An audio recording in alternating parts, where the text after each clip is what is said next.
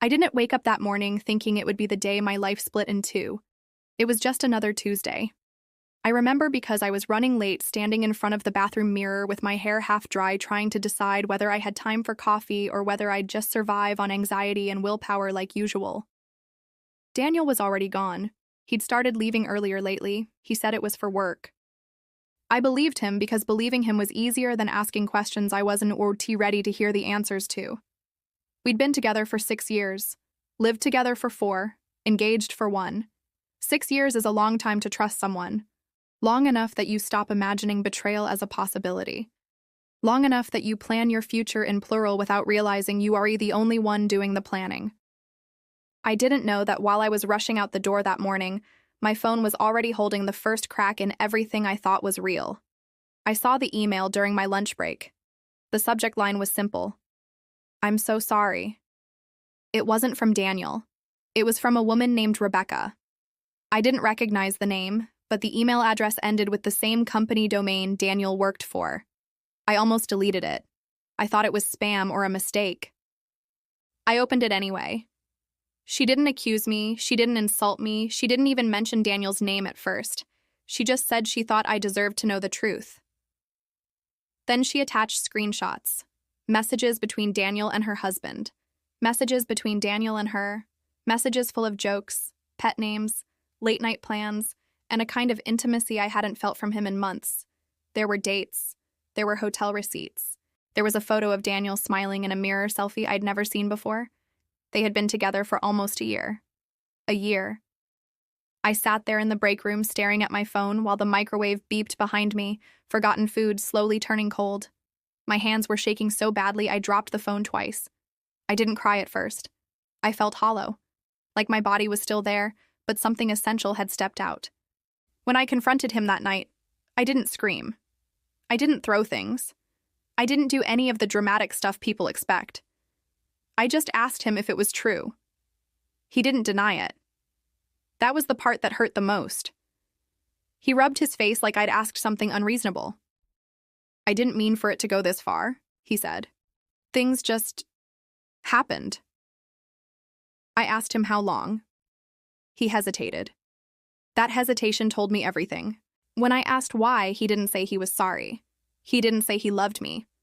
He said I had been distant, that I was always tired, that I took things too seriously. I had been working 2 jobs to help cover our expenses while he figured out his career. I had been tired because I was carrying both of us. I asked him if he ever planned to tell me. He shrugged. "I didn't want to hurt you."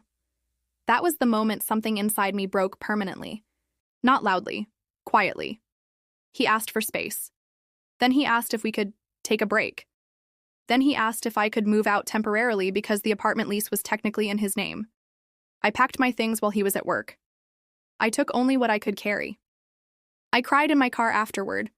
Not because I wanted him back, but because I realized how easily my life had been rearranged without my consent. What I didn't expect was what came next. Within weeks, the story changed. Suddenly, I wasn't the woman who had been cheated on. I was unstable, too emotional, controlling. Friends stopped replying to my messages. Invitations disappeared. People I'd known for years avoided eye contact if we ran into each other. I later found out Daniel had been telling people I was toxic, that I had driven him away, that the affair had been a reaction to how difficult I was to live with. I wanted to scream, but I didn't. I was too tired to defend myself to people who had already decided who they believed. So I went quiet. I stopped explaining. I stopped correcting.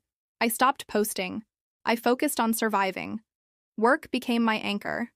Not because I loved it, but because it was the one place where my effort still mattered. I volunteered for projects no one wanted. I stayed late. I learned things outside my job description. I rebuilt myself in small, invisible ways. Therapy helped. Slowly, painfully. Months passed. One day, my manager asked if I'd be willing to assist with a compliance review for a partner company. It was sensitive, high pressure, the kind of assignment that could expose problems people didn't want exposed. I agreed before she finished explaining. I didn't know the partner company's name until I saw it in the briefing packet. Daniel's new employer. My stomach dropped. I considered backing out. I really did. I didn't want revenge. I didn't want to see him again.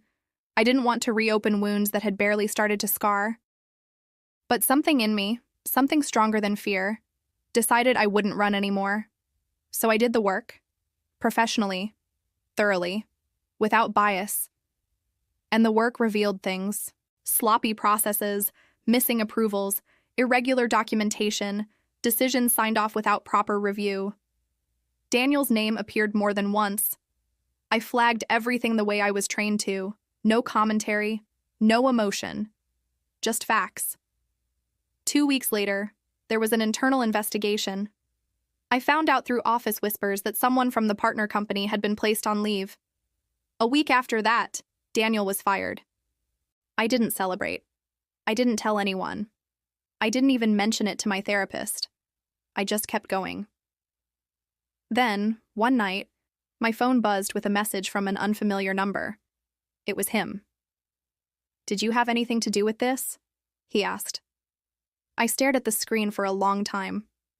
For years, I'd imagined what I'd say if he ever reached out again. All the anger, all the words I never got to speak. Instead, I typed 3 sentences.